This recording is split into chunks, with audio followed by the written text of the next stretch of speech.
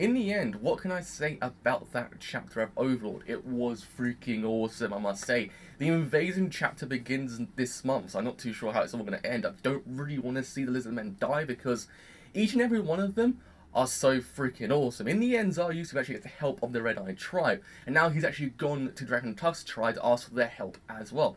But in essence, the Dragon Tusk tribe don't trust people unless they're actually strong. They actually believe in strength. So in the end, when he actually meets Zemburu, being the actual chief of the Dragon Tusk tribe, he actually asks him, look, in essence, we got to fight because we have to actually prove that you're strong enough to actually ask for our help. So that's what actually happens at the end of the chapter. But it really ends with Cocytus appearing, and then it just says the invasion chapter begins next month. I was like, oh my god, I don't want to see anything bad happen. I really don't, because these people are awesome. They deserve just like the best life in the history of the world, because I freaking love them. Zaryusu, he is the man. Like, he is the coolest guy in that manga so far, because he goes to the Red Eye tribe. In the beginning, the Red Eye tribe's like, we don't welcome you here, but what happens is, the actual priest says, okay, don't worry about it. The actual leader will talk to you, and then he actually goes to meet the leader being Krush, being a lizard woman. And what happens is he's sitting down, and then she says, I know why you're here. You're asking for the help because something actually appeared a couple of days ago. And then he goes, I'm here, I want you to marry me. I was like, wow. He don't waste time. He gets straight in there. He just goes, you want to marry me? I was like, whoa. And she's all like, what? And then he's just wowing her constantly. I was like, wow, this guy's freaking great. Like, he really is. And then it just progresses to be more interesting as it goes on.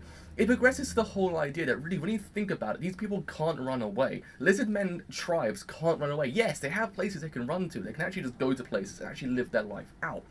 But it's this whole idea of food shortages. Because as Zaryusu actually explains that, look, if we actually run away, we could live happily. But what happens is we actually have to kind of diminish the numbers in each tribe to actually survive living in a different place, because when you think about it, food is a major kind of task in these tribes. In these tribes, food is a major task, and if they don't have food, they can't survive. So if they happen to run away, because that's an idea that Krush actually says, we have places we can run to, but it would mean they actually have to diminish the numbers in each tribe to actually survive, because it just won't work. They can't survive unless they actually have food. And in essence, there isn't enough food to go around every single tribe that actually runs away, because they actually kind of explain, look, we could just run away with all the tribes, but just no way in surviving.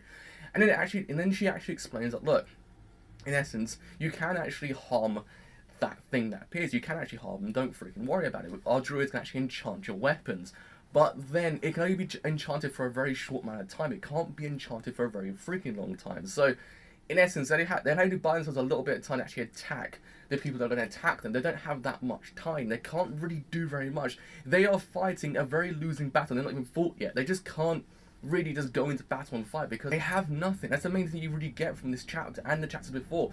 They will be going into fight and they will die because they have nothing. And this manga thus far has been big in these characters up. You just don't want them to die. You really freaking don't. I'm just sitting here wondering, I don't want them to die.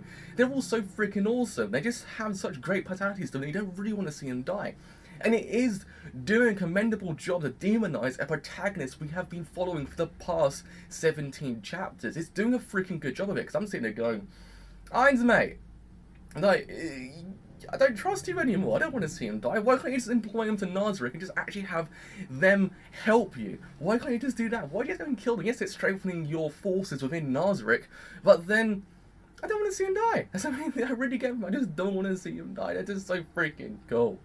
And then the chapter has this perfect juxtaposition from when Zaryusu and Krush are speaking to each other, because Krush actually explains about this internal war that the Red Eye tribe actually had, in which the actual chief bought this meat, like this new meat, because they were just living off berries and they couldn't survive.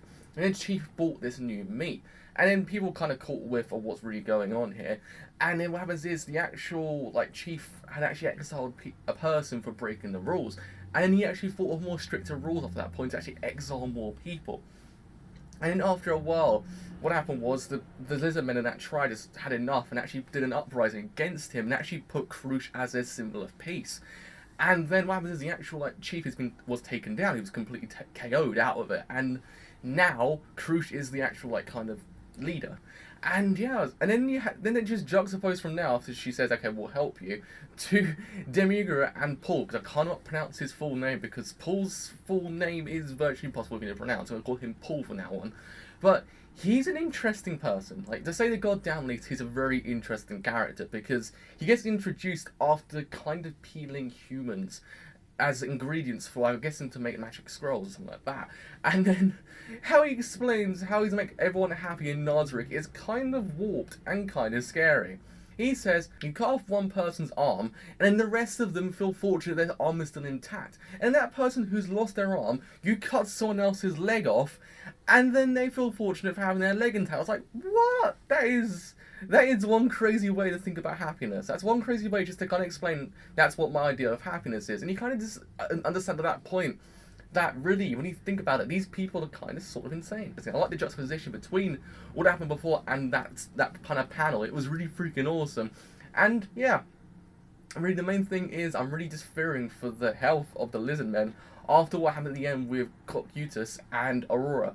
When Cocytus actually appeared to Aurora and said, "Okay, you're doing a good job here, don't freaking worry about it," and then yeah, and then it just ends with it just saying the invasion chapter begins next month. I was like sitting there going, no, don't do this to me. Don't do it to me. I don't want to see these people die. It's so freaking cool. They just don't deserve to die. Hopefully they survive it. Hopefully just by some fluke they actually get out alright. So yes, with all that said, happy to drive. If you have enjoyed the video as a whole, and you do leave a like, do leave a like because it does help me quite a bit. If you have enjoyed my content as a whole, and you don't leave a sub, do leave a sub because it does help me quite a bit. But with all that said, I've been Driver, and I will see you guys later.